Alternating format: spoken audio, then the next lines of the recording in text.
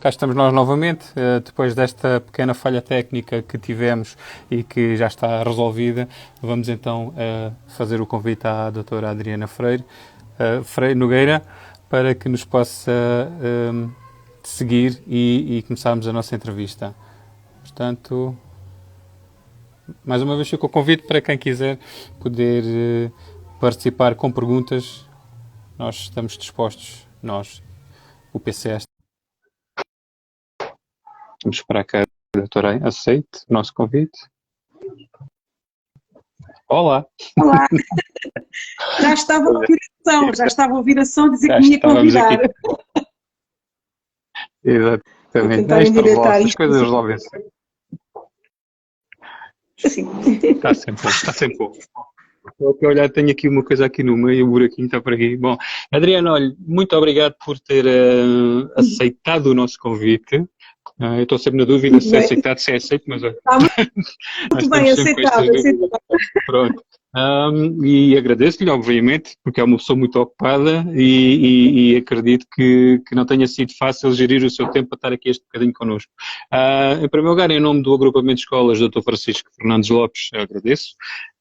E vamos conhecer então um bocadinho de quem é a Adriana e como é que é este papel de ser diretora regional da cultura, não é? Por cima, cultura é aquilo que eu, da minha parte, e o projeto que represento, estamos a fazer no agrupamento de escolas de Olhão. Bem, Adriana, em primeiro lugar, onde é que... Não ouvi a pergunta. Onde é que nasceu? Onde é que nasceu? É daqui debaixo do Algarve? Não.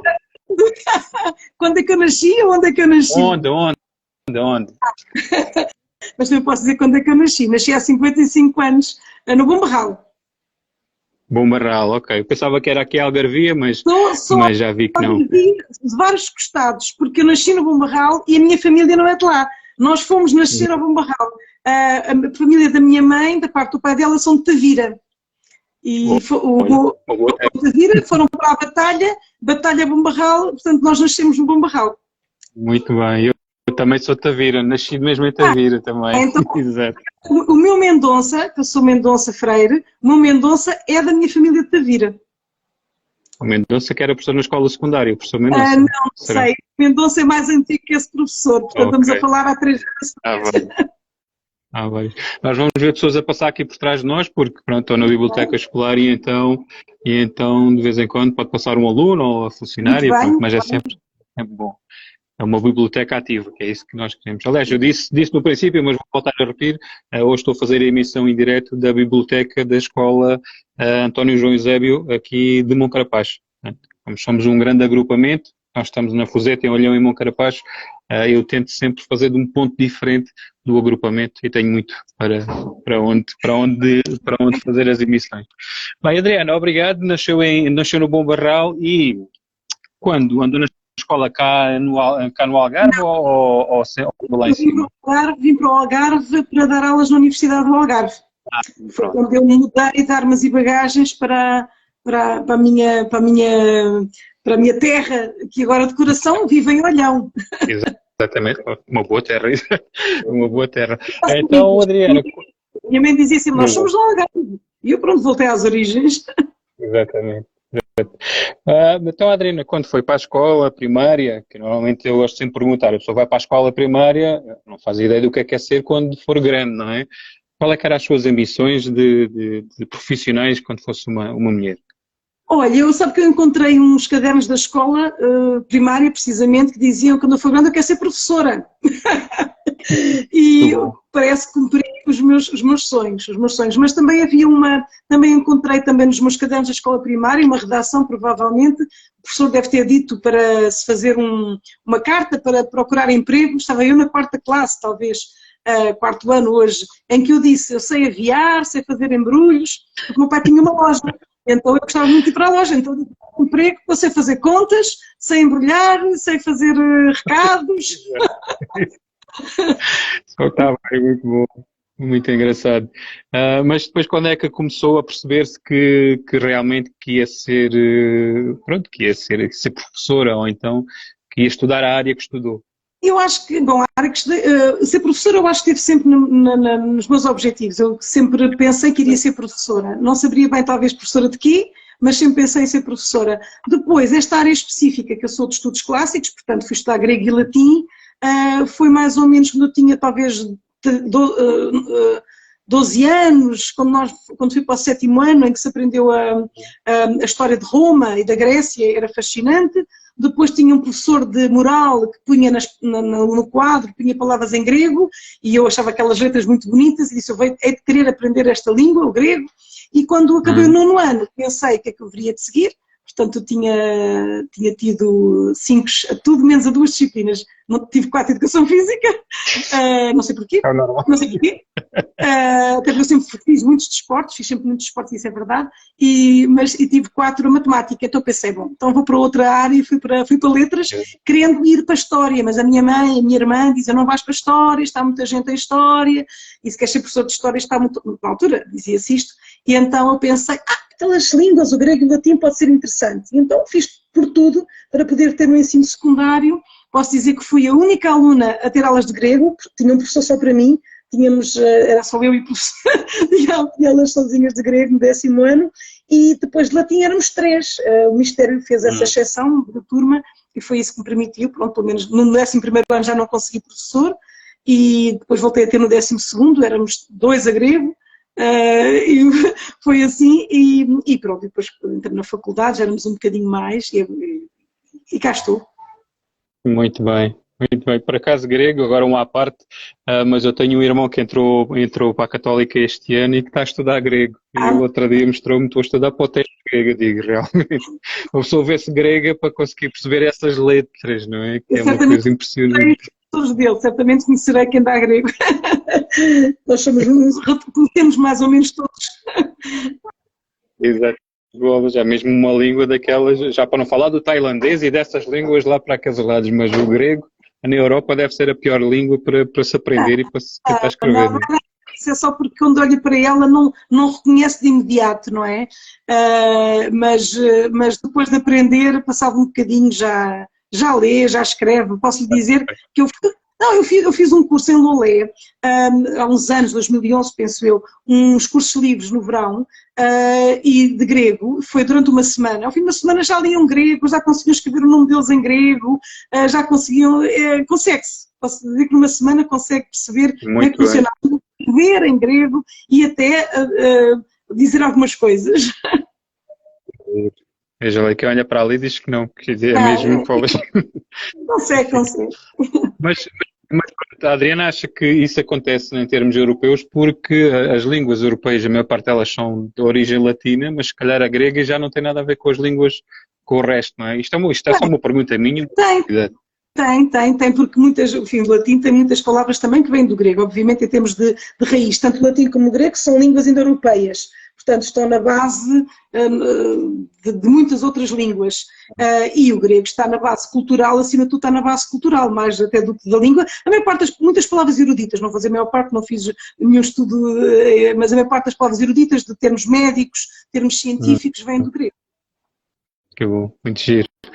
Muito bem, vamos continuar então.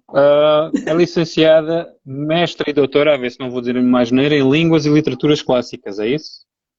O único erro é que eu não sou mestra, sou doutora. Não fiz o mestrado, eu fiz uma coisa que se chama Provas de Aptidão Científica e Pedagógica, porque quem está na carreira académica equivale a mestrado. Portanto, tenho um grau equivalente e, portanto, permitiu-me depois entrar no doutoramento, naturalmente, e, portanto, sou licenciada em Línguas e Literaturas Clássicas, variante de estudos portugueses, e sou doutorada em Literaturas e Culturas Clássicas. Ok, portanto, e essa formação que diz que fez no entretanto foi na Madeira, é isso? Na Universidade da Madeira? Foi na Madeira que eu apresentei as minhas provas, exatamente. Ao fim de 4 anos, portanto, os que podiam fazer mestrado faziam, os que não podiam ir a aulas porque estávamos longe, que era o meu caso, ou outras, não é, outras razões. Uma das pessoas muito conhecidas também fez provas, foi, por exemplo, o Frederico Lourenço, também se apresentou provas de aptidão pedagógica. E já não existe este grau, isto já, acho que já não sei se existe, por acaso não sei se existe. Mas, em princípio, se ainda existe, vai deixar de existir, porque isso, quem fazia essas provas eram os assistentes estagiários, que eu entrei na carreira por um concurso público, não é? Um concurso em Diário da República que apareceu, eu concorri e, portanto, nós entrávamos com licenciatura e íamos para um grau chamado assistente estagiário. E ao fim de 4 anos, ou fazíamos mestrado ou fazíamos isto. E, portanto, nós fazíamos, hoje em dia, passávamos a assistentes. Depois de assistentes fazíamos o doutoramento e passávamos a professores auxiliares, que é o que eu sou. O que acontece é que, entretanto, já quase ninguém é contratado como licenciado, as pessoas são contratadas como mestres ou já como doutorados. Aliás, uma parte dos concursos agora é para doutorados. Portanto, já ninguém segue estas coisas que aconteciam no meu tempo, e eu já estou a dizer no meu tempo.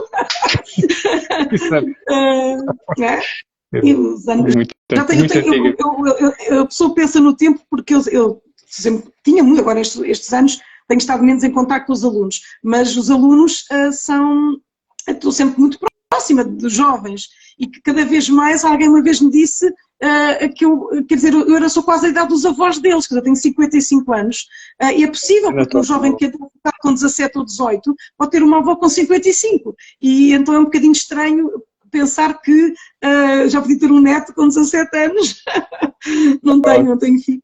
Não tenho neto. Muito bem. Então, viveu na Madeira 4 anos, foi de 91 a 95. Exatamente. Andou a fazer trabalho de casa.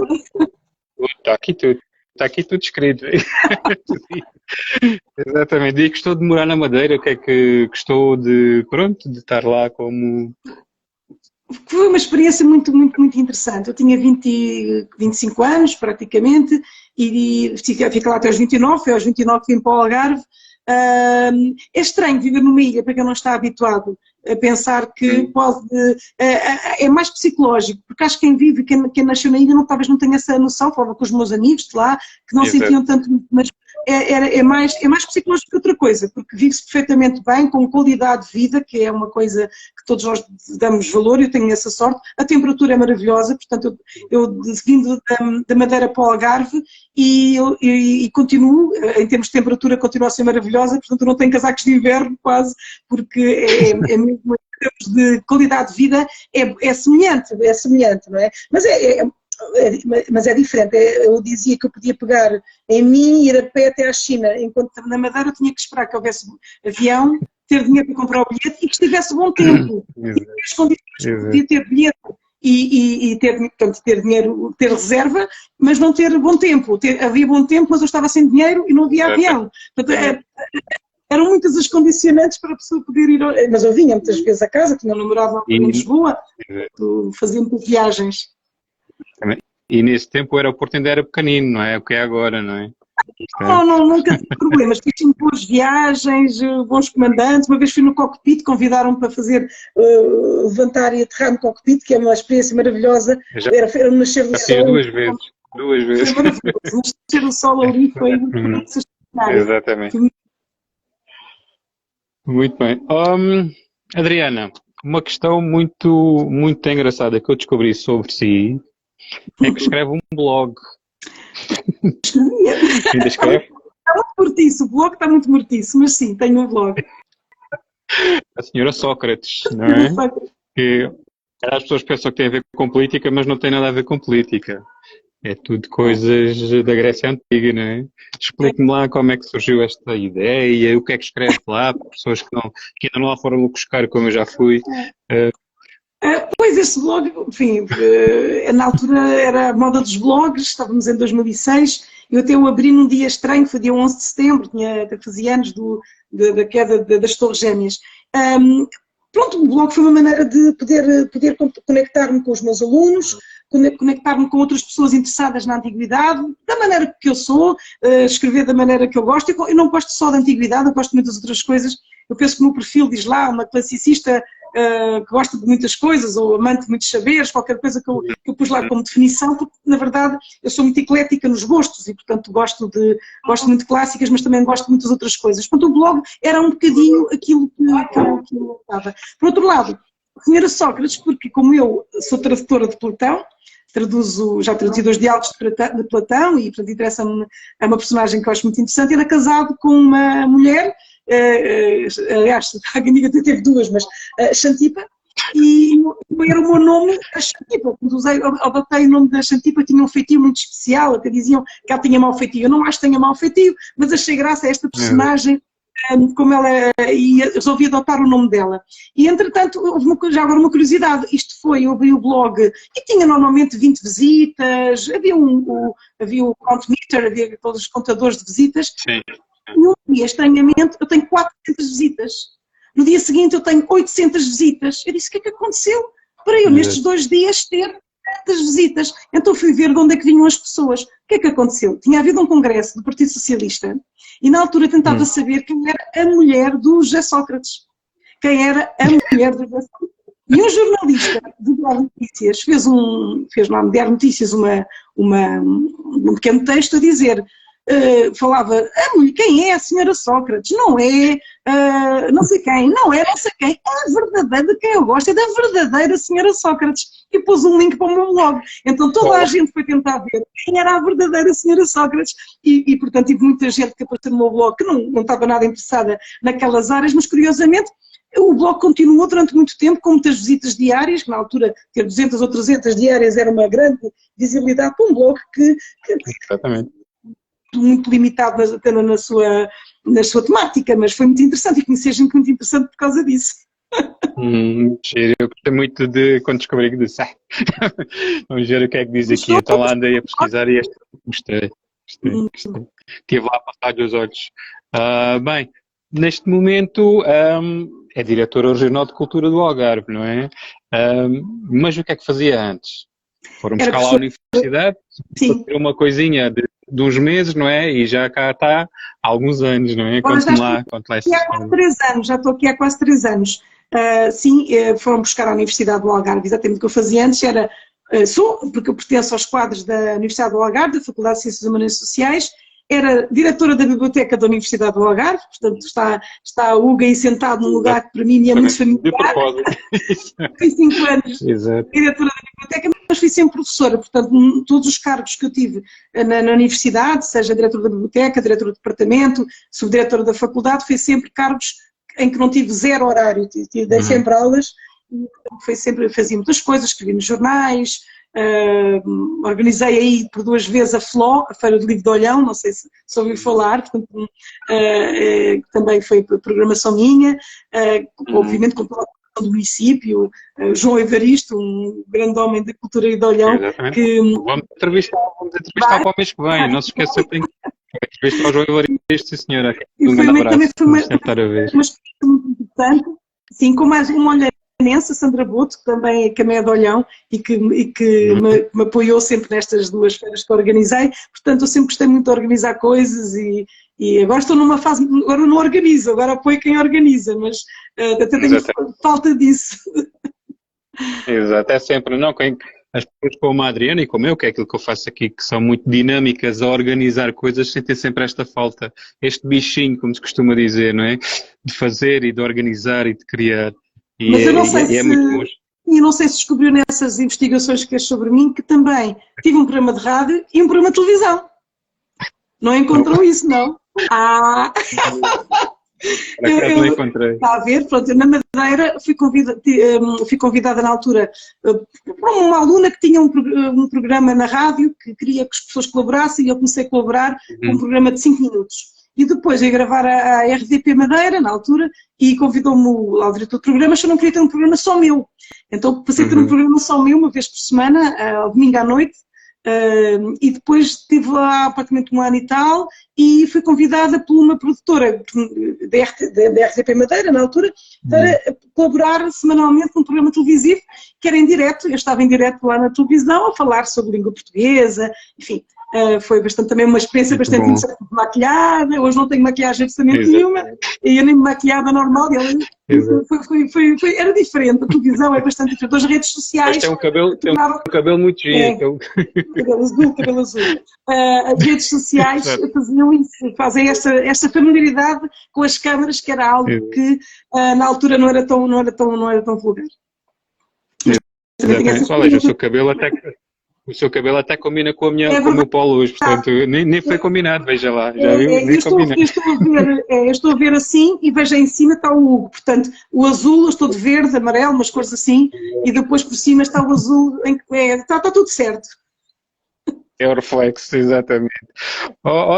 Adriana, disse uma coisa que eu ia lhe perguntar, que é como é que já escreveu tanta coisa, mais de 50 artigos, se calhar até mais, não é? Escreveu, fez de júri, fez, enfim, eu tenho aqui o seu currículo à minha frente, aqui no computador, e que escreveu, como é que tem tempo para isto, não é? Além de dar as aulas, além de ser mãe, não é? Não, eu não O dia, o dia eu que durmo deve ter pouco. 25 horas.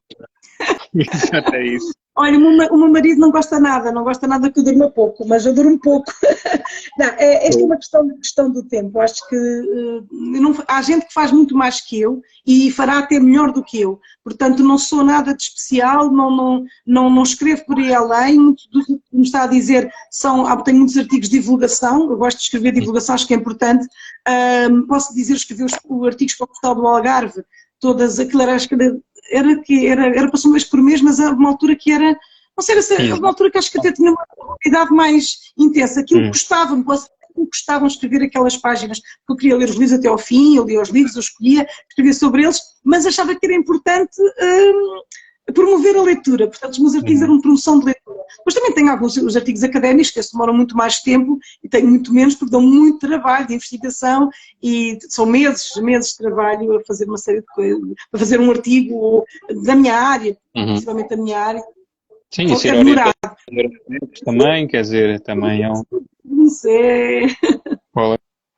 É preciso mesmo metodologia, que isso é uma coisa que eu lhe vou pedir depois para também falar aos nossos alunos, que é para eles perceberem que sem trabalho nada se consegue, é isso que eu estou sempre a dizer-lhes, sem trabalho nada se consegue. Vocês querem chegar longe, mas têm que trabalhar, é este tipo de exemplos, como o seu e muitos que eu tenho entrevistado, que é, meus amigos, não se consegue nada sem trabalho, sem esforço. Né? Portanto, eu acho que acima de tudo é preciso o gosto. Porque o esforço, quando se faz... Há aquele provérbio que quem corre por gosto não cansa. Claro que a pessoa cansa, mas o prazer que tem após esse cansaço é diferente do cansaço que a pessoa fez sem querer ter feito esse esforço. Eu tenho agendas que guardei de criança, agendas quando eu tinha 12, 13, 14 anos, do que é que eu fazia. Eu leio as agendas e canso-me de as ler, mas eu não parava. Eu era escoteira, eu ia para os escoteiros, eu ia para todo lado, quer dizer, e fazia muita coisa, eu ensaiava teatro com os amigos, andava no judo, depois sempre fiz uma série de coisas, eu fui para os Estados Unidos, comecei para estar, e meti-me na esgrima, aqui em Olhão também comecei a aprender esgrima, quer dizer, continuar a aprender esgrima, porque para mim estou sempre a aprender, porque estou sempre no início de tudo. Depois fui estudar muito, enfim, eu acho que é o gosto que se tem, e eu encontrei coisas de criança, de miúda, de jovem, em que eu fazia, por exemplo, lembro-me de ir lá, eu tinha talvez 14 anos, e fui lá à minha terra um travesti, eu vi um espetáculo qualquer, eu decidi com os amigos, vamos entrevistá-lo, e fiz uma entrevista, encontrei a entrevista que publicava no Jornal da Terra. Depois foi lá uma festa de amizade, talvez já tivesse uns 16 anos, ao Zeca Afonso, e eu entrevistei, claro, não entrevistei os importantes, porque eu tinha 16 anos, não é? Mas entrevistei o irmão, o Carlos Salomé, quer dizer, dos irmãos Salomé, Janita Salomé. Conheço perfeitamente o Janita e o Carlos e o Vitorino. Entrevistei o Carlos Paredes, quer dizer, foi assim muito, muito interessante, porque eu tinha gosto em fazer isto, era por gosto, pronto, escrevia para os jornais, encontrei agora uma coisa também num jornal qualquer do Oeste, em que também eu ia passar a ser correspondente, e disse, nem me lembrava disto, escrevi lá qualquer coisa sobre o teatro, uma peça de teatro que foi apresentada lá também na minha terra.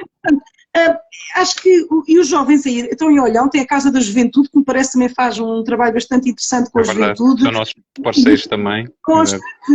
Acho que se valoriza bastante essa dimensão artística dos jovens, mas nem todos podem ser artistas, há uns que não são artistas, não é? Eu não sou artista, posso já dizer que não sou artista, gosto de ver o que os artistas fazem, mas eu absolutamente não sou artista. Com pena minha, mas não sou. Mas gosto muito e apoio bastante, mas sempre fui assim. Portanto, é importante que eles encontrem aquilo que gostam de fazer e hoje têm outros interesses. eu acho que um jovem que venha a ser um youtuber, porque não? Se é isso que gostam de fazer, um vlogger, ou não sei se chama-se um instagrammer, pronto, não sei bem algumas coisas mais contemporâneas, mas haverá maneiras, se quiserem comunicar, e há muitos jovens empenhados, por exemplo, na questão das alterações climáticas. Eu acho que a juventude está muito mais motivada, por exemplo, à questão da reciclagem, da reutilização, do planeta que não é infinito, quer dizer, que este mundo, a dimensão de que este mundo pode ser finito, eles têm muito mais consciência, se calhar, do que as pessoas da minha geração. Exatamente. Inclusive, eu posso dar um exemplo. Um dia eu levava lixo para reciclar, punha dentro do carro, no banco da frente, ia trabalhar e punha num sítio que ao pé da minha casa, na altura não havia onde reciclar. E uma vez dei uma boleia a uma pessoa que me disse: "Por que tens isto aqui?" Eu disse: "Tenho que ir reciclar." "Mas porquê é que tu reciclas?" Exato. Eu disse: e sabe o que é que ela me disse? "Mas tu reciclas para quê se não tens filhos?" Exato. E eu na altura não percebi.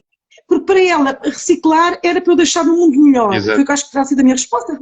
Eu estou aqui a ocupar o mundo e este mundo não é meu. E ela disse: "Mas tu não tens filhos." E eu achei isto tão estranho. Como é que alguém acha que eu vou me proteger se eu tiver filhos? Mas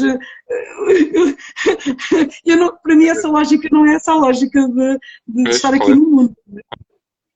Mas calhar há pessoas que infelizmente ainda pensam assim, mas pronto, enfim. Mais coisas. Eu não sei falar, já viu, não precisam fazer muitas perguntas que eu falo. Mais coisas, ainda não falamos quase nada do seu papel de diretora, mas nós já lá chegámos, ainda temos meia hora, portanto... Adriana, vou-lhe colocar aqui uma questão, bem, tenho aqui várias, mas vou-lhe colocar uma questão. Nomos e physis, a ver se leio bem, e a lei do mais forte em Tucídides. O que é que isto Nomos... Explica lá. Isso foi a minha tese de doutoramento. Nomos quer dizer lei. E físico quer dizer natureza, quando foi físico, não é? Antigamente os médicos, o físico. E eu fiz a análise de um livro, de uma obra, enfim, em 8 volumes, que se chama A História da Guerra do Peloponeso, que relata, este senhor Tucídides, relata a guerra que aconteceu entre atenienses e espartanos e os seus aliados, após enfim, um período de paz que existiu na Grécia, e portanto esta guerra opôs estas duas cidades. Começa sempre tudo com questões comerciais, com interesses comerciais por trás, e a verdade é que a guerra foi arrastando durante anos e anos e anos. E então, de alguma maneira, eu analisei estas relações entre os povos e como aquilo é do mais forte, muitas vezes eu tenho mais poder, portanto eu posso decidir se faço uma aliança contigo ou não, e o que eu digo é: tu tens de fazer aliança comigo, senão eu destruo-te. E portanto a neutralidade não era possível, quando eles diziam: "Mas eu não quero tomar partido." Tens de tomar, ou estás do meu lado ou estás contra mim. Isto na filosofia de estudo é uma falácia, não é? Uma falsa dicotomia, que só uma coisa ou outra. E portanto o que eu fiz foi essa análise sobre o que é que a lei diz e o que é que a natureza diz. A lei pode dizer: nós devemos todos, enfim, ser amiguinhos, mas depois eu digo: "Mas eu tenho mais força que tu, portanto vou-te subjugar." Então é este equilíbrio que é necessário encontrar para um mundo democrático. Exatamente, muito bem. Mas deduzo que tenha sido um trabalho, enfim, eu ainda só fiz o mestrado, ainda não cheguei ao doutoramento, mas deduzo que tenha sido um trabalho bem custoso, acho eu, de pesquisar, porque, claro, pesquisar coisas antigas, às vezes, ainda por cima na Grécia. São coisas antigas, são coisas modernas. Pesquisar não é difícil. Aliás, o que é difícil muitas vezes é dizer qualquer coisa de novo quando já há tanta coisa escrita sobre o assunto. Tive um bom orientador, tive um professor americano, estive nos Estados Unidos 6 meses com uma bolsa da Fulbright a estudar com ele, na Universidade de Cornell. Aprendi muito com ele, ele era um especialista em Tucídides. Em Portugal tinha um professor cá, que era o professor Vítor Jardim, que já faleceu, da Faculdade de Letras da Universidade de Lisboa, e portanto, os doutoramentos são apenas um momento da vida das pessoas, muitas vezes não é a obra da vida. Antigamente seria a obra de uma vida, no meu caso não foi, certamente, foi muito importante, obviamente, e este historiador, se dizer, é também um historiador muito interessante. Aliás, é um historiador que é recomendado pelos militares americanos que aconselham a que se leia este livro, precisamente por causa destas relações entre os vários povos. Ainda hoje é um livro que é estudado na área militar. Muito bem. E em 2019 dizia assim: o património e a cultura ainda não são o principal motivo de atração para o Algarve, mas são fundamentais. Sim. Quer que eu diga, quer que eu comente a minha própria afirmação? Obviamente. Concorda comigo ou não concorda comigo? Concordo contigo. Eu concordo contigo porque eu também sou um homem de cultura e para mim viajar é para fazer cultura, é para viajar de cultura, não é? Portanto, eu não vou aos destinos para conhecer praia, eu vou aos destinos para conhecer cultura. Portanto, eu concordo a 100% com esta afirmação. E também concordo que, infelizmente, não somos ainda ainda não somos um destino de cultura, mas podemos ser. Podemos ser. Olha, estou a ver aqui que o Nuno Correia me está a dizer que professor, olá, Nuno, também é músico, o Nuno Correia é músico. Surpreendeu-me muito, isso foi a propósito de uma coisa que me surpreendeu. Surpreendeu-me muito umas pessoas com quem eu falei, umas pessoas que não vivem no Algarve e que vêm cá passar férias, e os meus amigos apresentaram-me, esta minha amiga é diretora regional de cultura. E eu disse, o que é que faz uma diretora regional de cultura? O que é que E eu disse, nós representamos, enfim, somos um serviço desconcentrado do Estado e de alguma maneira fazemos aqui uma representação das atribuições e das competências que o Ministério da Cultura tem, não é? Seja em termos de património, salvaguarda, seja de promoção da cultura, de promoção de apoio às entidades culturais, as associações culturais, sem fins lucrativos. Portanto, nós fazemos um trabalho a nível da região e de apoio a museus, etc, etc. E eu disse assim, mas há museus no Algarve? E eu fiquei sem resposta, eu disse, mas vocês pensam que o Algarve é o quê? Que é uma linha de areia junto à água e depois há uns restaurantes onde vocês vão almoçar? Eu não fui assim às pessoas, mas fui assim um bocadinho, eu não sou indelicada, mas fui um bocadinho irónica a dizer, mas vocês imaginam o quê? E de facto as pessoas nunca tinham pensado que o Algarve também tinha essa dimensão, portanto quando está mau tempo vão para o centro comercial. E não olham para o Algarve como um sítio onde podem vir ver cultura. Não é? Nós vamos a Lisboa ver cultura, uma pessoa de Lisboa pode vir ao Algarve ver cultura. Portanto, o caminho, eu costumo sempre dizer, a distância é a mesma. A distância entre Lisboa e Faro de Lisboa é exatamente a mesma. Uma questão para descer, de Lisboa para cá tem mais pressa. Para lá é descer. Exato, é descer. E portanto, acho que é uma... temos que ter essa oferta também cultural, por exemplo, em termos artísticos, mas a patrimonial é muito importante e nós valorizando o que temos aqui em termos de património, e já aqui há muitas câmaras, acima de tudo as câmaras fazem um grande trabalho, algumas câmaras pelo menos, mas acho que elas em geral, se não fazem porque não podem, de valorização do seu património cultural e isso é muito bom. Pronto. E então acha que se calhar a cultura perdeu uma boa oportunidade nesta altura de pandemia para impor o seu espaço naquele turismo, considerado turismo de praia? Já que as pessoas não podiam viajar para as praias. Pronto, como é que foi esta gestão da pandemia? Hugo, durante a pandemia as pessoas não podiam viajar, ponto final, portanto, muito perto a cultura não podia fazer, acho que a cultura até fez bastante, porque a cultura foi a primeira, no fundo, a fechar portas e provavelmente a última a abrir, e isso foi uma grande dificuldade por passarmos todos os agentes culturais, mas o património estava lá, portanto os museus estão lá, e quando puderam abrir, e estiveram muito tempo fechados, como sabe, nós também nos nossos monumentos tivemos meses fechados,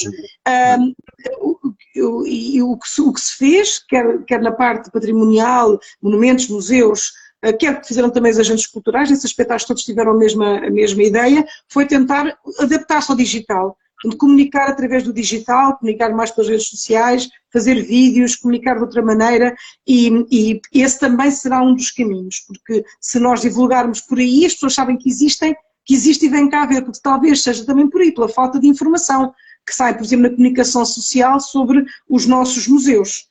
Abriu agora o mais recente aqui o Museu Formosinho em Lagos, que está um excelente museu, portanto essa notícia tem que aparecer, porque se não aparece na televisão ou nos grandes jornais é como se não acontecesse. Acontece qualquer coisa num museu, eu não vou dizer agora nomes, mas museus noutras cidades, principalmente grandes cidades, Lisboa, Porto, e é notícia de jornal. Acontece numa cidade mais pequena, é só para dizer uma coisa má e não dizer uma coisa boa. É quando acontece uma coisa má, 2 páginas inteiras no jornal, uma coisa que aconteceu num museu fora de Lisboa, Porto. Quando acontecem coisas boas, é difícil falar-se nisso. Portanto, talvez também seja da nossa parte o enviarmos as notas de imprensa para esses meios de comunicação.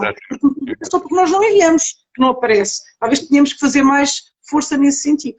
Exato. Aliás, pegando um bocado naquilo que referiu, uma coisa boa que a pandemia nos trouxe enquanto agrupamento de escolas foi exatamente fazermos estas entrevistas a várias pessoas a nível nacional que de outra forma nós nunca teríamos possibilidade de as trazer aqui ao nosso agrupamento, não é? E nós conseguimos ultrapassar os muros da escola através destas entrevistas. E sim, portanto, e temos que nos adaptar ao novo mundo, ao novo normal. Pronto, eu quando disse a situação que vocês, cultura, podiam ter aproveitado a oportunidade de haver menos praia, era mesmo nesse sentido, ok, vamos trabalhar num plano para quando isto voltar tudo a abrir, as pessoas saberem que há praia no Algarve, mas também há outras alternativas, e é exatamente aquilo que a Adriana disse. E muito bem, às vezes é a comunicação social também que não ajuda muito e que não, e, enfim, mas infelizmente... Mas eu acho que hoje em dia também há outra comunicação, sem ser a comunicação mais formal das rádios ou da televisão ou dos jornais, que é de facto as redes sociais. Portanto, alguém dizia no outro dia que quem tem com o TikTok, um vídeo TikTok vale mais do que não sei o quê, mesmo em termos de desinformação. Porque não usaste o TikTok para informação? Porque não, quer dizer, porque não haver um jovem que decida que a sua temática é esta e fazer daí a divulgação do que acontece, chamar os outros. Portanto, é sempre possível, basta alguém ter essa vontade e ter essa iniciativa. Exatamente. Tivesse o tempo, eu tornava-me uma TikToker. Olha, sabe que o projeto cultural já fez um TikTok mesmo por causa disso, porque nós temos que estar adaptados aos jovens, né? Nós pertencemos ao agrupamento e temos que chegar aos jovens, tanto os da primeira classe como os do 12º ano, porque temos todas as... Jovens, nós não chegamos aos jovens, porque esta das pessoas da minha idade quererem contactar com os jovens e vamos falar para os jovens, nós temos que ter os jovens ao nosso lado, quer dizer, tem que ser, quem comunica são os jovens, é que sabem comunicar com os jovens, como quem também sabe comunicar com os velhos, é mesmo assim, portanto é preciso termos ao nosso lado a juventude. Mas tem que ter as ferramentas que os jovens utilizam, não é? Claro. Facebook não utilizam. Instagram, os mais velhos da secundária, os outros, os mais novos, é TikTok, já ninguém sabe o que é sequer um Instagram, portanto nós tivemos que nos adaptar e consigo chegar aos mais novos pelo TikTok, pronto. Tem que vir para fazer isso, preciso de um jovem que me ensine a usar o TikTok. Exatamente. Eu, às vezes também muitas vezes quando preciso de saber como é que funciona o Instagram, é a minha filha que recorre, não é? Que ela está no 12º, eu mando-lhe um beijinho, que ela está sempre a ver os nossos diretos. Muitas vezes... Obrigado. Eu digo, filha, ensina-me lá isto que o pai ainda é um bocado, não.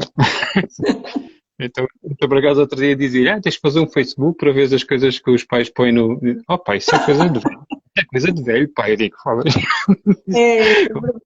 Eu já começo a achar que é coisa de velho. Exato. Exatamente. Então, muito bem. Bem, então vamos falar um bocadinho da cultura, do que é ser diretor regional de cultura, não é? É este cargo tão, enfim, vou dizer, não devia, mas vou dizer, pomposo. É só comprido. Diretor regional de cultura do Algarve. Não, a pompa não é pompa, não. De facto é um...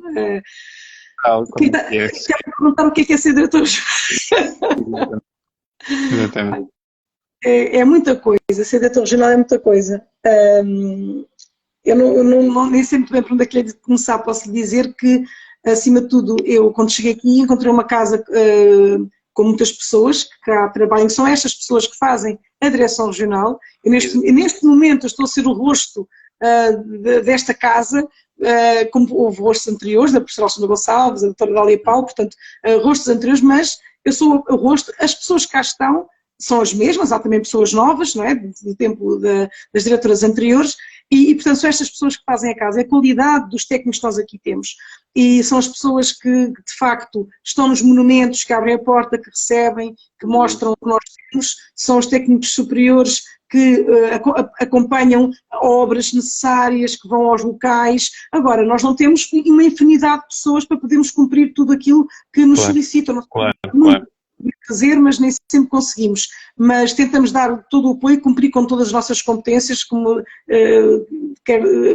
os requerentes, como nós dizemos, que vêm ter connosco e perguntam o que é que eu devo fazer. Tenho uma casa numa zona histórica, numa zona que está protegida, e nós apoiamos, quer dizer, temos uma relação próxima com quem contacta connosco.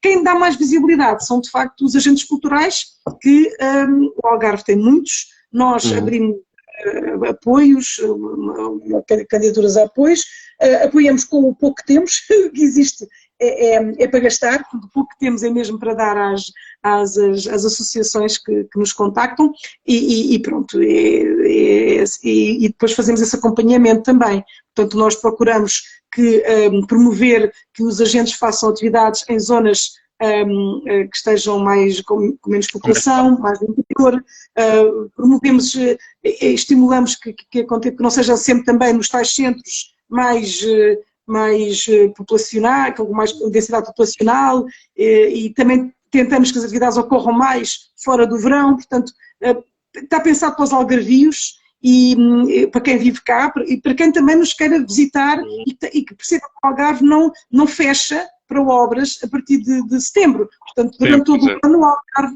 tem muita dinâmica cultural. Eu acho que cada vez mais tem essa dinâmica cultural e isso apraz-nos muito, claro. Muito bem. Projetos e planos para o futuro da cultura no Algarve e, especificamente, para Olhão. O que é que me pode dizer para os próximos 2, 3 anos? Isso acho que em relação ao Olhão, digo que deve entrevistar o vereador da Cultura. É para o mês que vem. Já está para si. Dia 16 de dezembro, vamos entrevistar o João Evaristo. Nós não interferimos nas programações e nos planos de cada município. Aquilo que nós procuramos fazer é contactar os municípios e apresentar a nossa disponibilidade para ajudar naquilo que for necessário. Portanto, aquilo que nós temos estado a fazer é promover o máximo de apoio aos agentes culturais nessa área e também da requalificação do património.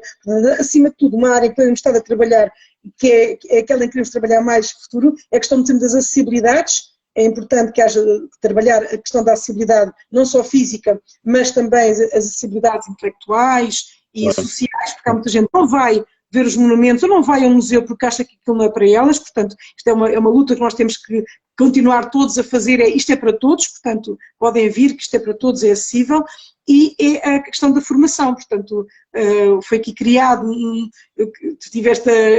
percebi que era necessária a criação de um programa, criei um programa chamado ARPA, que é Histórias, Artes e Patrimónios do Algarve, foi apresentado no início da pandemia, portanto, foi ali mesmo, na MUS, que o programa foi apresentado. A ideia é dar formação a professores para que os professores possam, nas aulas ou em projetos de escola, trabalhar as histórias, a arte e o património do Algarve. Porque conhecendo o património, a arte e estas histórias, e quando se fala em histórias estou a falar muito do património imaterial, que é um património que muitas vezes as pessoas não valorizam, porque dizem, mas a minha avó faz assim, a minha avó já fazia isso. Isso é património, nós temos que dizer às pessoas de facto isso é património, valorizar aquilo que são os saberes fazer. E, portanto, são as áreas em que sentimos que é importante e queremos continuar a trabalhar. Estamos também envolvidos em redes, na rede de museus do Algarve, somos parceiros. Neste momento está a acontecer em Faro as quartas jornadas sobre conservação e restauro e, portanto, percebemos que é por aí, é pelo trabalho em rede, que se consegue chegar a algum sítio. Pois, muito bem. E como é que é... A ver se me pode responder a esta pergunta, que tenho sempre um pouco às vezes de receio de as fazer. Como é que é... As perguntas pode fazer. Eu poderia não conseguir responder. Pode fazer as perguntas que... Exatamente. Eu não querer. Às vezes também é não querer. Como é que conseguir gerir esta parte cultural entre 16 municípios e que se calhar muitas vezes enfim, não se viram uns para os outros e se calhar preferem fazer um dia faço eu e para o mês que vem fazes tu ou seja, eu tenho um bocado esta ideia, se calhar de fora, não é? Que os municípios no Algarve, e espero que não tenha a ver com política, mas os municípios no Algarve muitas vezes preferem trazer os artistas à sua casa do que fazer uma coisa para o Algarve. Portanto, eu posso estar enganado naquilo que lhe estou a dizer, mas acho que compreendo aquilo que eu lhe estou a dizer, não é? Quer dizer, eu não faço gestão, como disse, eu geria isso, eu não faço gestão das atividades culturais que os municípios organizam. Portanto, os municípios são perfeitamente autónomos, nós não temos autoridade nenhuma, nem queremos ter, nem é a nossa competência fazer isso. Às vezes as pessoas perguntam o que é que não há uma agenda cultural do Algarve inteiro. É muito difícil, porque os municípios são autónomos e têm o direito, no dia 24 de fevereiro, fazer qualquer coisa que lhes apeteça, todos naquele dia. E a mesma pessoa querer ir a 5 coisas e dizer, não posso, porque é que fazem tudo no mesmo dia e tal. Bom, isso é inevitável que haja essas coincidências. Agora, é natural também que os autarcas queiram fazer para os seus municípios. E que são eles que compreendem, que conhecem e por isso foram eleitos para poder oferecer aquilo que consideram que faz falta no seu município. Portanto, mais uma vez, como eu digo, não se pode fazer nada. Há também algumas entidades, provavelmente supramunicipais, portanto, entidades que não são do município, são associações ou são empresas, que essas sim promovem eventos, se calhar, mais... como estava a querer dizer, se calhar estava a falar de grandes eventos. Eu não sei se o Algarve precisa necessariamente de grandes eventos. Acho que o Algarve teve aqui uma experiência com o 365 Algarve, que foi um programa muito importante que mostrou que é possível trazer atividades culturais de alta qualidade que atraem pessoas ao Algarve. Isso foi provado até por estudos que foram feitos, mesmo em termos turísticos, e portanto e acima de tudo valorizar aquilo que o Algarve tem. O Algarve tem muito, muito para dar, pode-se fazer muito com aquilo que já existe, com a nossa gastronomia, com a nossa arte, há muita coisa boa a acontecer no Algarve. Portanto, agora, nós como direção regional temos uma nossa muito limitada, não me dê a mim poderes que eu não tenho, mas eu compreendo se exteriormente pensam que é a Direção Regional de Cultura, mas não, de facto os municípios são os grandes motivadores e os grandes investidores, porque isto é um investimento, a cultura é um investimento, e agora com esta candidatura de Faro à Capital Europeia da Cultura, todos os municípios se juntaram para apoiar esta candidatura, porque percebem que isto também vai valorizar os seus próprios territórios. Portanto, tudo aquilo que se fizer e se valorizar vai reverter positivamente. Muito bem. Adriana, eu vou-lhe pedir, portanto, eu acho que podemos ficar por aqui. Não sei se quer dizer mais alguma coisa em relação a... Gosto muito de conversar. Gosto de conversar consigo. E com os seus, como é que se aqui diz? Não são ouvintes, como é que se chama as pessoas que estão a assistir a estas coisas? São Instagram YouTubers também. São as pessoas, palavras novas. Por acaso a minha filha às vezes chega com palavras daquelas novas e eu digo assim, desculpa, mas agora sou eu que tenho que ir ao dicionário a ver o que é que tu estás a dizer. Passa aqui algumas pessoas que aderiram, passou aqui também um outro amigo meu, Herbert, que eu não vejo há muito tempo, Herbert. Portugal. Exatamente, há muito tempo que eu não o vejo, mas vamos encontrando nestas plataformas. Vejo aqui também o Bruno Inácio, da Câmara de Faro. Vou-lhe pedir então, para finalizar, porque isto é de um projeto cultural, de um agrupamento de escolas,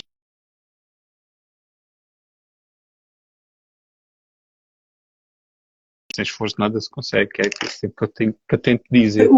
Deixei de ouvir. Deixei de ouvir. Muito bem. Está congelado. Estou congelado. Está congelado. Tenho a janela aberta, deve ser por isso. Diga. Já me consegue ouvir agora? Ouvi dizer, agora vou-lhe pedir, porque isto é de um agrupamento de escolas e agora ficou assim suspenso. Eu vou pedir para dar uma última palavra aos nossos alunos da escola, do agrupamento. Podia-me ter dito que era para eu preparar acima daquelas frases de impacto, para dizer à escola, para dizer aos alunos, para os alunos de todos os níveis, não, porque os mais pequenos não estão a ver isto, não é? São os mais velhos. Eu não lhes vou ensinar nada. Eu sou no TikTok. Eu não lhes vou ensinar nada. Eu acho que os alunos que estiverem a ver isto são os que já têm vontade de ver. Acho que os que não têm vontade de ver não vão ver isto. Portanto, eu acho que não vou ensinar nada. A única coisa que eu posso dizer é que continuem a querer aprender, porque uma coisa que eu digo aos meus alunos é que o saber é uma arma. E inclusive, quando eu dizia, um aluno pode perfeitamente contradizer-me, pode dizer que não concorda, até porque áreas como cultura, muitas vezes as pessoas se sentem também é delas, isso é muito bom, e portanto tem opinião, isso é muito bom. Mas só a opinião não chega, é preciso que seja fundamentada. E a fundamentação é só o estudo que nos dá. Eu digo, vocês podem me contrariar à vontade, eu sei que digo, agora tem é que fundamentar. Dizer, não pode ser só, não quero, não gosto, porque não me apetece, eu quero isto diferente, porque só o meu gosto ou o meu querer não chega. Então isso é que é em relação, podemos dizer em relação à arte, mas isso claro eu posso dizer, não compro porque não gosto, tudo bem, não compro porque não gosto, mas quando nós queremos fundamentar um bocadinho mais na nossa vida em geral, é o saber, e portanto, quando eu dizia sempre, aproveitem que o ensino, eu ia muito às escolas, e dizia, a escola pública sendo gratuita, vocês não imaginam o bem que isto é. Eu digo sempre, tem os melhores professores. Nas escolas têm sempre aqueles que decidiram submeter a um concurso para entrar. Não foi um convite, eles submeteram-se a um concurso, eles entraram, eles prestaram provas para ser professores. E, portanto, tem que ser o ensino tem que ser colaborativo. Portanto, temos os alunos com os professores com os alunos. Portanto, aproveitem o máximo, aprendam o máximo, porque estão a ter ferramentas, estão a ter armas, para um dia também se defenderem. E tudo aquilo que estão a aprender, que parece aparentemente, não sei para que é que preciso isto, nós não precisamos das coisas, não têm que ser todas funcionais. Há muitas coisas que são boas para nós aprendermos, para nós termos argumentos, para nós compreendermos o mundo. E, acima de tudo, o que aprendemos na escola dá-nos essas ferramentas. Nós começamos a perceber o mundo melhor e também a nós próprios, porque também nos conhecemos. Tudo isso, a escola, a mim deu-me isso tudo. Quem me deu uma escola, deu as atividades esportivas que eu fiz, porque eu sempre fiz, eu sei que não parece, mas sempre fiz muito desporto. Agora não tenho feito, mas sempre, a última vez que tentei fazer uma coisa que foi balé fit, fiz logo um problema, tive logo os quilos a mais, fizeram sentido. Eu sempre fui gorda, portanto não é por aí, mas sempre gostei de fazer atividade física, como eu disse, fiz judo, a pequenina fiz balé, claro, com umas criancinhas, joguei basquete, mesmo sendo baixinha, isso não está no meu currículo, portanto não sabe. E depois foi a esgrima. Exatamente, não sei tudo. São muito coisas bem, que Adriana. gostem de tudo. Adriana, para terminar, vou-lhe colocar uma questão que é, acha que a cultura, principalmente a cultura que é gerida pela direção regional e pela parte governamental, acha que deve ser gratuita? O que está a dizer, o que disse gratuito, como a cultura é gratuita, que aspecto? Por exemplo, não pagar para entrar num museu do Estado. Olha, pessoalmente, isto o domingo por mês, não sei, pronto. Olha, posso dizer que nos monumentos da Direção-Regional de Cultura são todos gratuitos para os municípios. Portanto, não pagam em momento nenhum os municípios onde o monumento está instalado. Sim. A maior parte há imensos descontos. E posso lhe dizer que para entrar nas ruínas romanas de Milreu paga 2 euros. Um bilhete completo, isto é, não tendo nenhum dos descontos possíveis e imaginários que existam. E certamente não será uma pessoa por falta de dinheiro que vai visitar, se disser não tenho 2 euros para pagar, que se diz então não entra. Quer dizer, claro que obviamente que o trabalhador que está lá à porta se lhe vai dizer tem que vender o bilhete, mas há de haver ali descontos, há de haver crianças, há ali muitas possibilidades das pessoas para não pagar esses 2 euros, ou ter muitos descontos. A Fortaleza Sagres são 3 euros, portanto não estamos a falar de nenhum valores, e por outro lado isso também valoriza um bocadinho, que infelizmente as pessoas dão um valor quando custa dinheiro.